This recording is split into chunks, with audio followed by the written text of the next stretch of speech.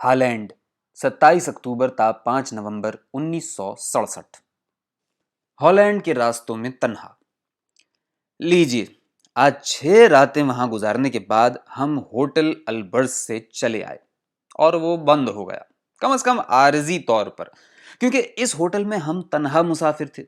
ناشتے کی واحد میز پر صرف ہمارے لیے ناشتے کا انتظام ہوتا تھا، فقط ہمارا بستر بچھتا تھا۔ مسز البرز بازار سے فقط 2 انڈے اور 1 ڈبل روٹی لاتی تھیں، ایک ہمارے لیے، ایک اپنے لیے، بلکہ ہمارا خیال ہے بازار جاتی ہی نہیں تھیں، کیونکہ ادوائن کی رسی کے ساتھ ساتھ سیڑھیوں میں ہم نے ایک اور تار سی بندھی دیکھی جس کے سرے پر چھینکا لٹکا ہوا تھا۔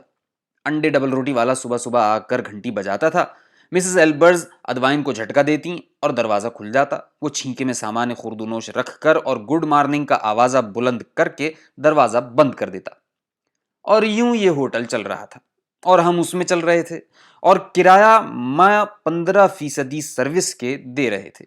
قاعدے سے یہ 15% سروس ہمارا حق بنتا تھا، کیونکہ ہوٹل کے مسافر، خواہ وہ ہم خود ہی تھے، کا سامان اوپر چڑھانا اتارنا ہمارا کام تھا۔ دروازہ کھولتے بند کرتے ہم خود تھے، کوئی فون آتا تھا تو دوڑے دوڑے کاریڈور میں ہم جاتے تھے، صابن ہم اپنا برتتے تھے، جوتے ہم اپنے خود پالش کرتے تھے۔ رات کو اس ہوٹل میں عجیب سناٹا ہوتا تھا۔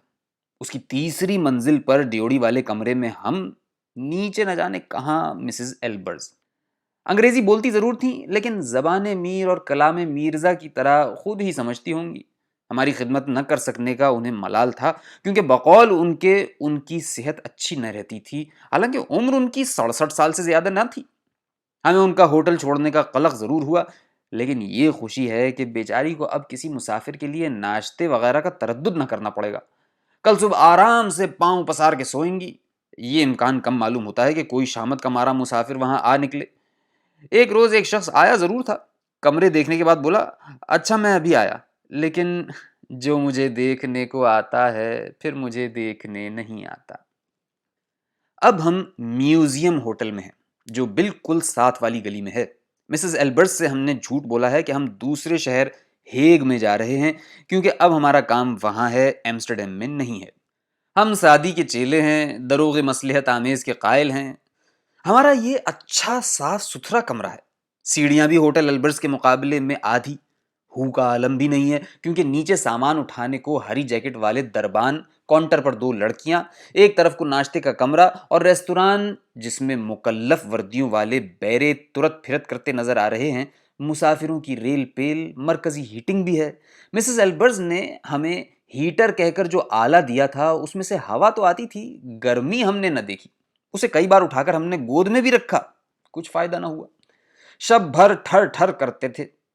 تولیے کی جگہ 4 گرے کا ایک رومال تھا، اور اس 4 گرا کپڑے کی قسمت غالب یہ تھی کہ 6 دن میں تو بدلا نہیں گیا۔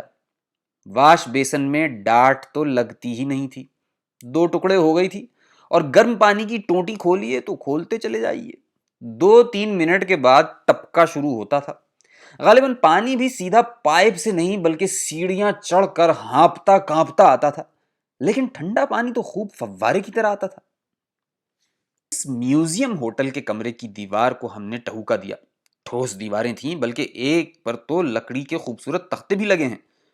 ہوٹل البرز میں ہمارے کمرے کی دیواریں تحقیق نہ ہوا کہ کس مسالے کی تھیں، انگلی سے دباؤ تو اتنی دیوار اندر کو دب جاتی تھی۔ ہمارا خیال ہے موٹا کاغذ تھا، اس کے پیچھے خلا تھا، اور خلا کے پیچھے جانے کیا، کچھ نہ کچھ تو ہوگا۔ خلا کی کھوج لگانے کا جنون روسیوں کو ہے، ہمیں نہیں ہے۔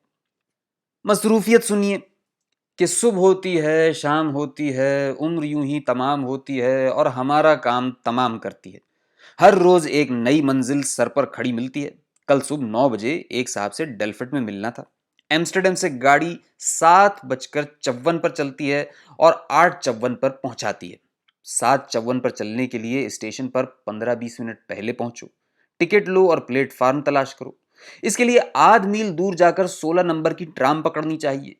اس کے لیے گھر سے کم از کم 7 بجے چلو، اور چونکہ فیشن کا انتظام صفائی بھی ضروری ہے، یعنی شیو کرو، منہ ہاتھ دھو، کپڑے پہنو، تو 6 بجے اٹھو، یعنی نور کے تڑکے، ہم بہو بیٹیاں یہ کیا جانے۔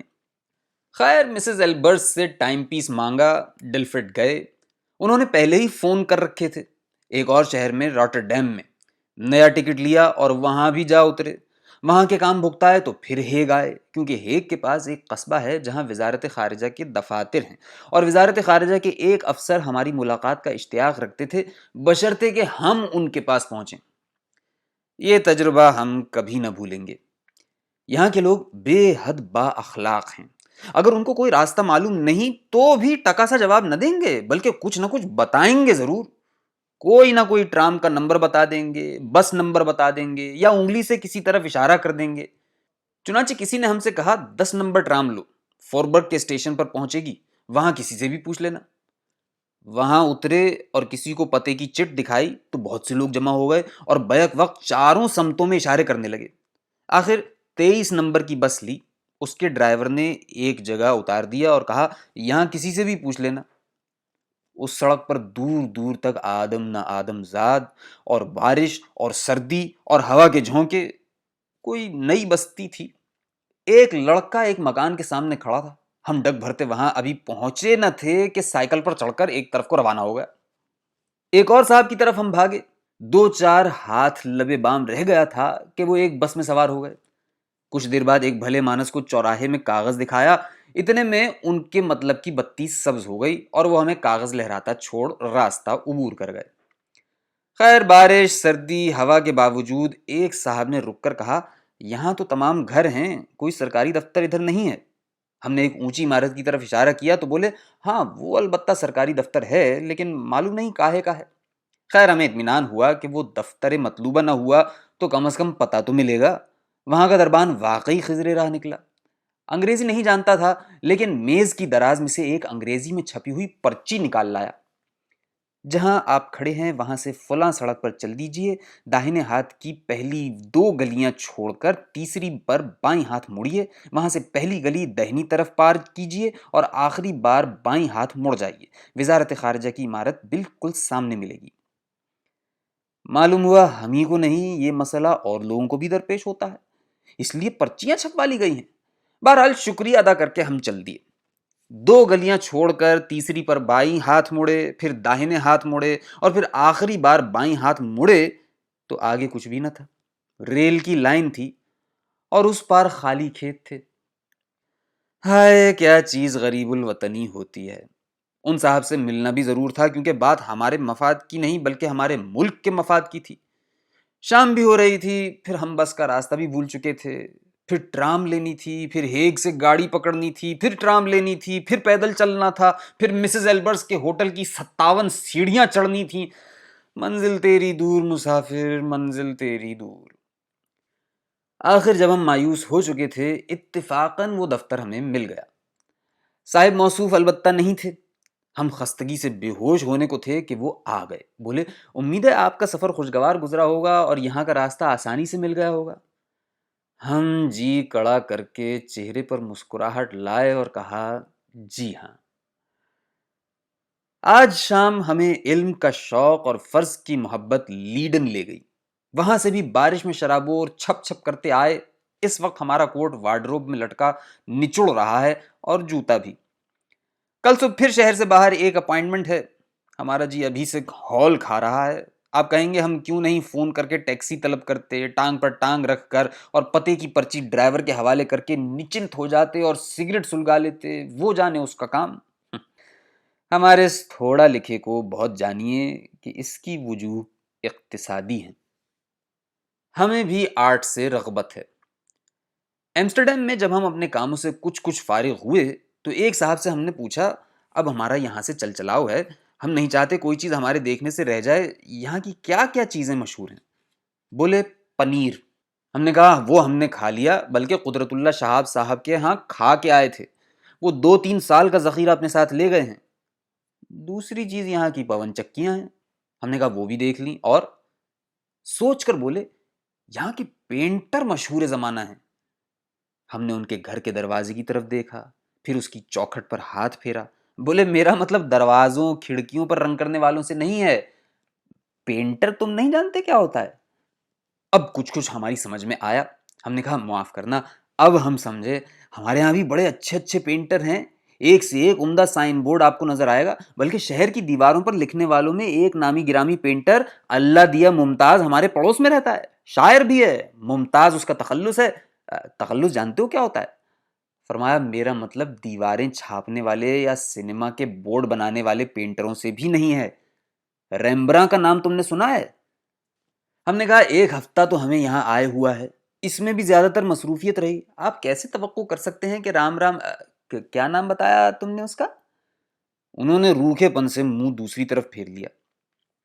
ریخ میوزیم یعنی قومی میوزیم بالکل ہمارے میوزیم ہوٹل کے ساتھ لگا ہوا ہے۔ معلوم نہیں ہمارے ہوٹل کا نام اس کی وجہ سے رکھا گیا ہے یا یہاں میوزیم ہمارے ہوٹل کی رعایت سے بنایا گیا ہے۔ بہرحال جس کسی سے بات ہوئی اس نے ہم سے یہی پوچھا تم نے ریخ میوزیم دیکھا کیا؟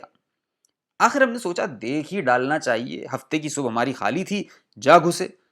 معلوم ہوا تصویروں کا میوزیم ہے، کچھ مجسمے ہیں اور پرانا کاٹ کباڑ فرنیچر بھی ہے، 16ویں صدی کا، 17ویں صدی کا۔ ہم تو یہ کرتے ہیں کہ کوئی چیز پرانی ہو، مثلا چارپائی ٹوٹنے لگی یا کرسی کا ہتھا اکھڑ گیا تو اسے پھینک دیا یا آگ جلا لی۔